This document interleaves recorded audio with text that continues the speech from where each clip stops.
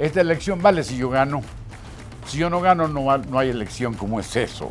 Entonces, ¿por qué el chavismo va a una elección sabiéndose perdido? El presidente sabe lo que es una guerra civil. El presidente sabe que Venezuela clausuró la etapa histórica de las guerras civiles en 1902 o 1903. Capítulo 35 de este manual de malas maneras, que sale hoy jueves, cuando ya quedan apenas horas para que se cierre la campaña y cuando quedan también pocas horas para una elección que ha sido calificada de crucial, campaña inédita, campaña insólita, pero estamos frente a una elección que muchos dicen histórica. Según Elías Pino Iturrieta, ¿es histórica o no es histórica? Pues sí, todas las elecciones son históricas porque ocurren dentro de un proceso histórico cotidiano.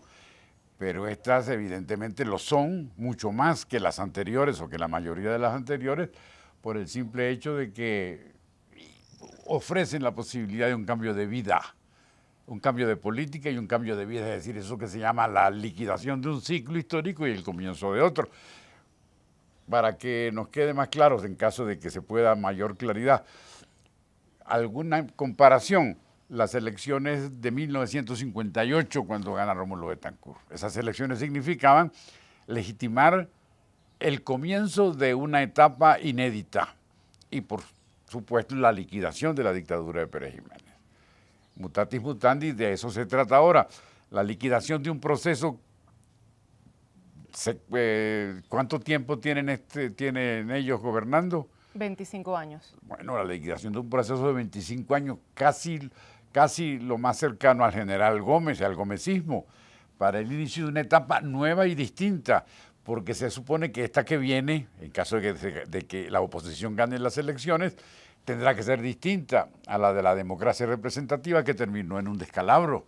Entonces, ¿qué nos indica eso? En efecto, aunque todas las propagandas de todas las elecciones dicen que son históricas, la que es histórica propiamente es esta, y lo que importa es recalcar a las personas que tienen la paciencia de oírnos que nosotros somos los que estamos haciendo esa historia. Ahora, Elías, si el gobierno decide desconocer, en caso de que obviamente gane Edmundo González Urrutia de manera limpia y transparente, y el gobierno decide desconocer esto y hacer alguna treta con el Consejo Nacional Electoral, ¿estaríamos frente a qué? Y te lo pregunto porque en todos los mensajes de Nicolás Maduro en la última semana de campaña ha habido la advertencia de decir, si ellos ganan, se van por el camino de la convulsión, de la violencia, y ha utilizado la frase guerra civil. Sí, todo eso está en el panorama. No existe la posibilidad de pensar, no debería existir la posibilidad de pensar, y si una elección ajustada a los requerimientos republicanos tiene un solo veredicto, que se tiene que acatar necesariamente, ganó Rómulo Gallegos, se la tienen que calar. Ganó Leoni, bueno, ganó Leoni, a nadie. Desde que hay elecciones en Venezuela, desde la constituyente de 1946 hasta el día de hoy, se le ha ocurrido decir, no hay elecciones, estas elecciones no valen, a menos que ocurra en lo posterior un golpe de Estado, como sería el caso de lo que sucedió después de la elección clamorosa y unánime casi de Rómulo Gallegos. Entonces, si la miramos en los términos normales de los procesos republicanos, esta elección no tiene más allá sino el acatamiento de la voluntad popular. Sea contundente o no sea contundente, se gane por 3 millones de votos o se gane por 100.000. No existe en los parámetros republicanos desde el siglo XVIII la posibilidad de negar ese resultado o de darle una patada a la mesa. Si se le da un resultado, una patada a la mesa, pues todo se montó como un fraude y se pretende una elección unilateral, es decir, que no existe elección. Esta elección vale si yo gano. Si yo no gano, no hay elección. ¿Cómo es eso? Ese es el problema, que pudiéramos nosotros mirar como cercano. El presidente de la República ha dicho que él gana por las buenas y por las malas. Y el presidente de la República ha dicho que va a haber un baño de sangre en caso de que él pierda y de que va a haber una guerra civil. El presidente sabe lo que es una guerra civil. El presidente sabe que Venezuela clausuró la etapa histórica de las guerras civiles de 1902 o 1903, la famosa batalla de Ciudad Bolívar. ¿Por qué no hubo más guerras civiles en Venezuela? Porque no había gente que le hiciera. Los líderes de las insurrecciones que provocan una guerra civil desaparecieron.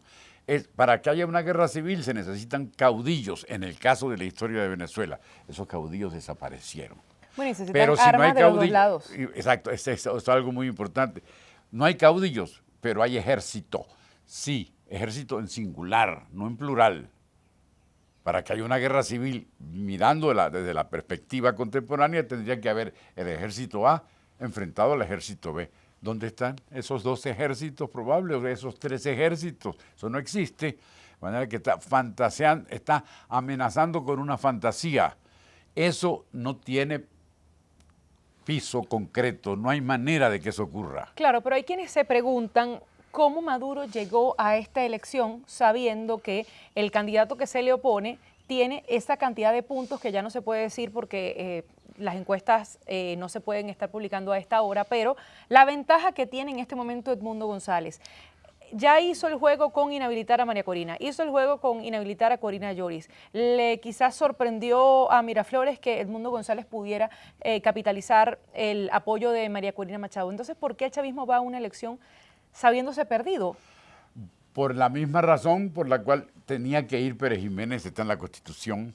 Esta Constitución la Claro, está hacen en la ellos. Constitución, pero la elección no tenía que ser el 28 de julio. Pudimos haberla, o pudo haber el Ejecutivo haber retrasado o corrido la arruga advirtiendo cualquier excusa, y no lo hizo. Sí, pero esos son cálculos equivocados, se equivocaron en la lectura de la realidad, pero había que hacerla, ahora o en diciembre, había que hacerla, como Pérez Jiménez, o hace elección o viola la Constitución que sus diputados aprobaron. Entonces le buscó la vuelta. Bueno, vamos a hacer lo más parecido al acto electoral, que es un plebiscito, ya sabemos lo que pasó. En este caso, mueven un poco el calendario jugando a la posibilidad de ganar, pero ante un desafío inevitable, elecciones había que hacer, si no desconocen la Constitución y la mínima república que existía ya hubiera desaparecido el día de hoy.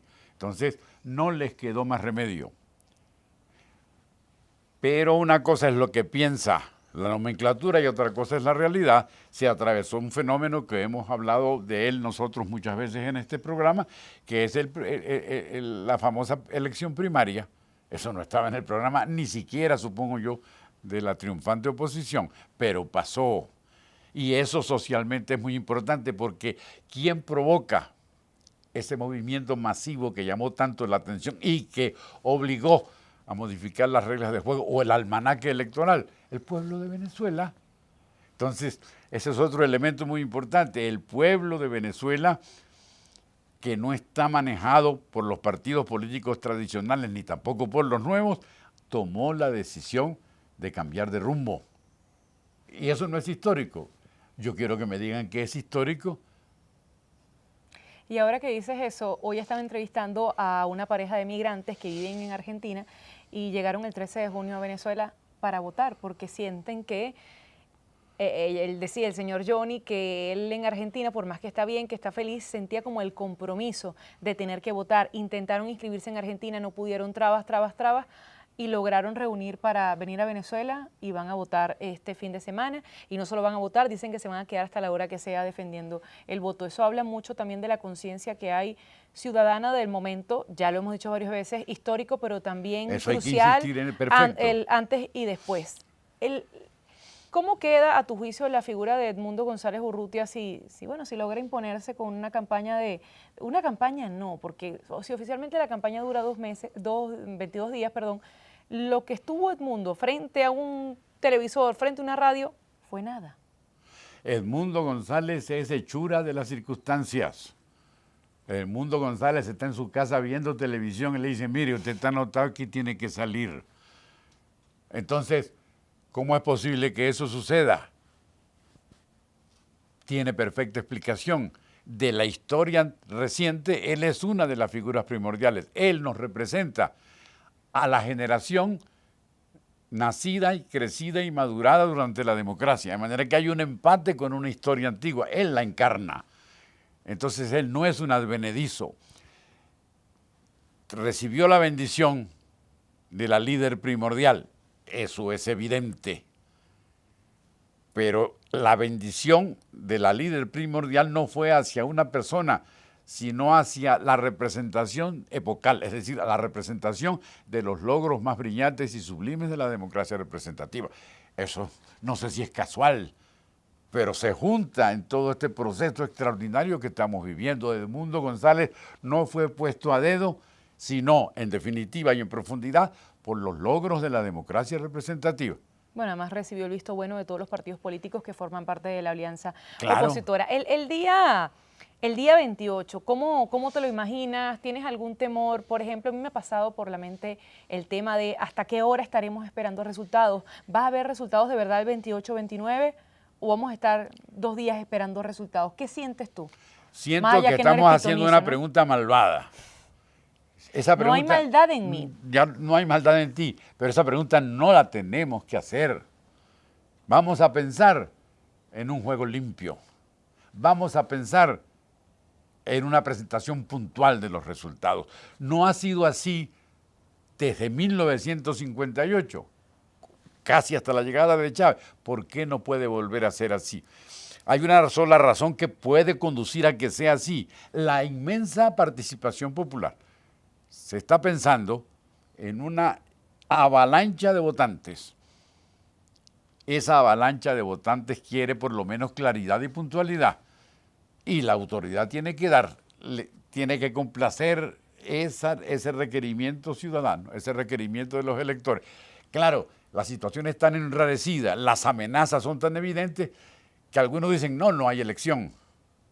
Y otros dicen, sí hay elección, pero ¿cuándo vamos a saber? Es que la situación da para esa sospecha tuya, que sospecha de todos. Acaban de bloquear una cantidad de medios de comunicación.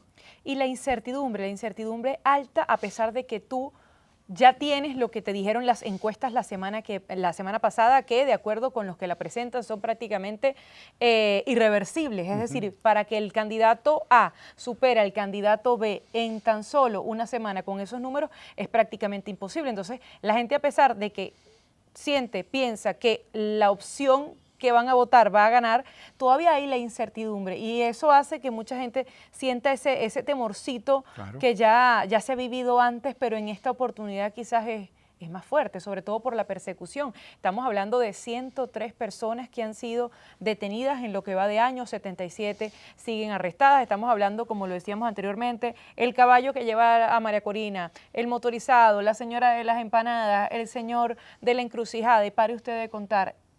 Y quizás oye, me tocará a mí, claro. Esto llegará hasta dónde está dispuesto el gobierno a llegar para imponerse en caso de que quiera imponerse, o a lo mejor lo que está haciendo es como el perro que ladra no muerde, está ladrando en este momento y al final de la tarde puede volver a la institucionalidad, si se puede hablar de ese término, y aceptar lo que diga el votante. ¿Qué estás comentando tú? Lo que comenta cualquier persona con los pies en la tierra. Porque es así, oye, ¿voto o no voto? No, sí voto. Ya como que esa barrera se superó. Pero la otra, la de la incertidumbre, no. Primero por lo que tú acabas de decir, hay una historia reciente de represión y de persecución. Desde las señoras de las empanadas hasta los presos de ayer. ¿De acuerdo? Pero también hay el anuncio de lo que va a pasar. Si yo no gano, guerra civil. Si yo no gano, baño de sangre. ¿Cómo es eso? Entonces no hay elección. Él está proponiendo el presidente de la República que se convierta esto en un plebiscito que diga necesariamente sí. Y entonces todo eso nos provoca una gran confusión porque nadie sabe en Venezuela de una elección en la cual necesariamente los electores tengan que acatar la voluntad de uno de los candidatos. Es terrible, pero a la vez es maravilloso. Primero porque aquello es un anacronismo, eso ni siquiera salió de la jeta de General Gómez, ni siquiera salió de la jeta de General Gómez, pero de estas jetas sí sale. Entonces yo me siento de pronto la ciudad de la victoria cuando hacen la aclamación de Cipriano Castro, pero resulta que en la misma ciudad de La Victoria nació Edmundo González y propone la aclamación y el renacimiento de la República. Todo esto históricamente es extraordinario, Adriana, y lo estás viviendo tú, lo estoy viviendo yo. Tú lo estás investigando a la fuerza porque estás en la realidad, metida en el proceso por tu oficio, por tu profesión. Y yo pues porque soy espectador y porque me pongo a leer y a revisar. ¿Qué me indica eso a mí o qué te indica a ti por razones de oficio? Simplemente que esta elección es distinta y que nos estamos jugando la vida, no en el sentido de que me van a matar o voy a morir yo porque me voy a inmolar personalmente, no, porque está en juego una propuesta colectiva que se está jugando la vida. Oye, ¿qué más se puede esperar? Claro, ante un desafío de esa naturaleza tenemos que estar alertas. Evidentemente yo no voy a salir allí con un chocolatico a votar cuando a mí me dé la gana, no. Yo tengo que ir bien, con los ojos bien abiertos, con mis documentos en regla, con mi teléfono cargado, como dicen las recomendaciones, porque esto es un safari también. Y es tanta la insistencia en quizás no permitir que la elección salga lo más normal y transparente posible, que para el martes, día que estamos grabando esta conversación, todavía a eso de las 5 de la tarde los testigos de la oposición tenían problemas para recibir sus credenciales. Testigos que van a evaluar cómo va el proceso, que van a documentar en caso de que haya alguna irregularidad. Es decir, yo siento que el gobierno está tentando al demonio, dando, hasta que puede imponerse por la fuerza. Y eso a mí me da muchísimo miedo, a pesar de que pueda tener la confianza en que la opción de Edmundo González se imponga limpiamente, porque eso es lo que queremos, que sea limpiamente, que sea por votos y no por otra manera. Pero la insistencia del gobierno en echar la partida para atrás, en seguir echando tierra, a mí me da miedo y no puedo ocultarlo. ¿Por qué te da miedo a ti, nos da miedo a todos? Porque está anunciada. Aquí está el descaro tan anunciado que el señor Lula dijo, oye, pero perdónenme, ¿quién es Lula? ¿La ultraderecha fascista? Por supuesto que no. No, y Lula viene, no es la primera vez, ya es la tercera vez que Lula se pronuncia con relación al proceso venezolano. Lo hizo cuando inhabilitaron a la señora Corina Lloris, lo hizo también con el intento que ha tenido él y Gustavo Petro de hacer ese acuerdo de sobrevivencia política para el perdedor. No solo lo hizo Lula, también lo está haciendo Alberto Fernández de Argentina, y ninguno de los dos es de ultraderecha, sí, ni europeo, ni blanco de orilla, ni nada de eso. Son de aquí, son vecinos. Entonces, es una cosa evidente. ¿Qué estamos haciendo tú y yo hoy? Un programa sobre lo evidente. Entonces, no podemos llegar a ofrecer portentos de entendimiento de la realidad, sino recalcar lo que está pasando. Pero hay algo que es evidente y que existe. Hay un deseo colectivo de cambio. ¿Y cuán importante es la gente históricamente? Ese deseo, más allá de, bueno, salió el pueblo y dijo que sí, que vamos a votar. ¿De verdad eso mueve tanto? ¿O hace falta también la articulación de los poderes públicos, de la élite de poder, la élite gobernante, la oposición? Todo va junto, pero pueblo solo no. Pero si el pueblo se restea, óyeme, ¿cómo hacemos? El pueblo se resteó en 1958. E inmediatamente hubo un movimiento guerrillero. Primero golpe de Estado de la derecha, golpe de Estado de la izquierda y movimientos guerrilleros. Y fracasaron. Porque los adecos y los copellanos resolvieron que no. Me refiero al pueblo adeco y el pueblo copellano. Y cada 5 años votaron, o cada 5 años votamos, y eliminamos los riesgos. Hasta cuando el sistema se fue debilitando el mismo y conduce al chavismo. Esa es otra situación. Pero había un pueblo en la calle dispuesto, que se alzó Castro León. Salía la gente en los campos de los Andes con sus machetes a esperar a Castro León que iba a invadir. De manera que hay un espaldarazo popular, o hubo un espaldarazo popular. Desde luego que ese espaldarazo popular puede estar condenado al fracaso si no hay unas élites civiles y militares que desde su cúpula están oteando el panorama y están actuando en consecuencia. Nosotros no hemos hablado de cúpulas hoy, nosotros estamos hablando de la sociedad, pero resulta que hay cúpulas.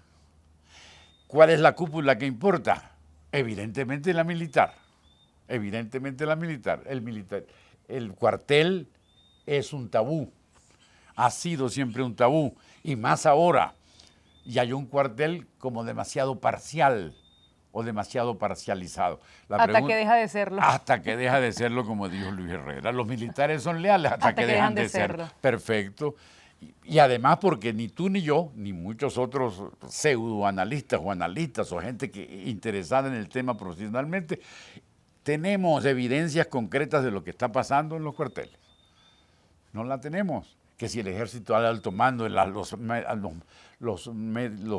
mandos medios, pues yo no sé de momento, pero un movimiento que se ha proclamado militar desde la llegada de Chávez y que lo dirigió un teniente coronel que ahora es el comandante eterno y que ahora propone crear un grado nuevo llamado general en jefe del pueblo soberano, es un movimiento militar o es un régimen militar. Tenemos que mirar a lo militar con la debida cautela, porque hablar de los militares es medio complicado, es casi como hablar de la madre iglesia.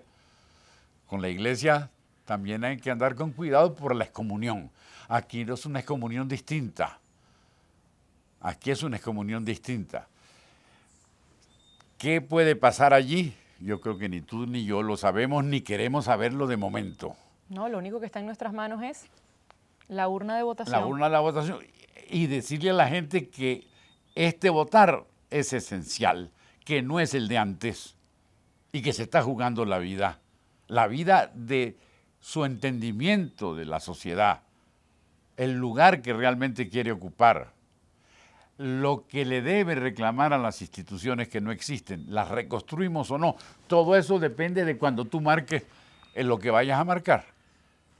Eso no pasaba antes, que perdió Lucinchi, a lo mejor pues no es tu tiempo, perdió Piñero y ganó Luis Herrera. Pues mucha alegría para los copeñanos, pero esto no se iba a acabar.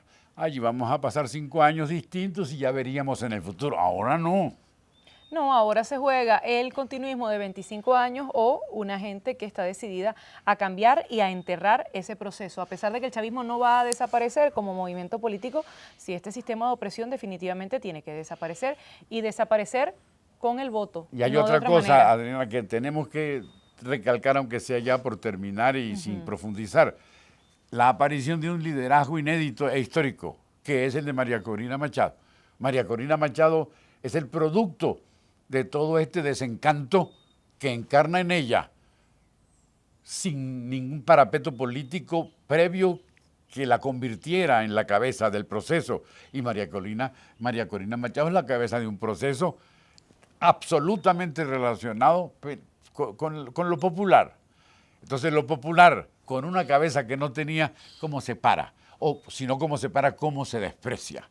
¿Cómo desprecias tú a la empanadera que representa a millones de venezolanos y que además ella, como todas las empanaderas del país, le han apostado sus recursos, sus dineros a María Corina Machado? Yo quisiera que al alto mando y que los políticos del régimen me digan cómo van a hacer con ese desafío. ¿Cuándo se había visto? Jamás en la historia. Eso también le da un rasgo de trascendencia histórica a lo que va a pasar el día 28. Así que por las empanaderas, por los vendedores de sándwiches de la encrucijada, por los señores del camión de sonido, por todos aquellos que han sido detenidos, perseguidos y castigados durante este año de campaña, nosotros cerramos el manual de malas maneras, invitándolos obviamente a votar el 28 de julio. Adiós. Adiós, buena elección a todos. Suerte y Gaceta Hípica. Suerte y Gaceta Hípica en este caso.